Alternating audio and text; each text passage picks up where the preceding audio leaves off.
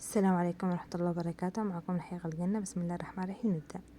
جبت لكم كريم أي لوشن معاكم، بس أهم حاجة بدون رائحة، زي هذا يبيعون خام بالمحلات العطارة، أو كريمات ترطيب بشرة، وعلبة كبيرة للخلط، وعلب صغيرة للتخزين عادية، وعطر أي عطر تحبيه. بنزل لكم عطورات، مجموعة من الخلطات العطورات. أنا صلحت هنا جوهن بيم وشوية سكادة.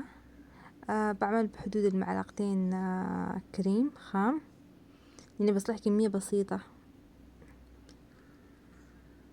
هذا الكريم الخام، أي كريم عندك متوفر، نيفيا، أي كريم شاعر، كريم خام اللي بعنا عند العطار. العطر الكمية اللي انت حباها، أنفكي ميزانك. فبأني بصلح شوية، بعدين شفته شوية ناقص فزيدت شوية عادني، يعني بحدود المعلقة، معلقة وشوية. أعطي شوية كيف الكمية وأخلط.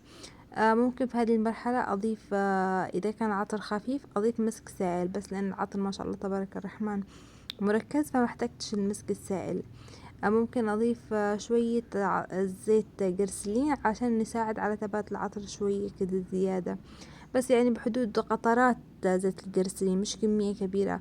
ونركز إنه باللوشن اللبن العصفور ممنوع منعا باتا يمسك اليد، لأن كريم لبن العصفور حساس مرة، يتحسس كتير من الهواء الطاير يعني، ويسود وينفصل ويحصل له حاجات.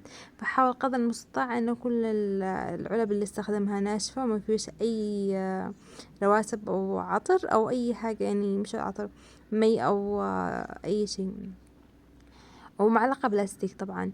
فزيت عطر وقت لي معلقتين علبتين في هذه العلب. إذا تحتي شوية كده يجمع هواء، بس حبيت أبين للبنات إن نرجها أو نضربها على الأرض علشان يبعد الهواء ويدخل الكريم أو المخمرية داخل العلبة كامل. شكرا، كانت معكم رحيق الجنة.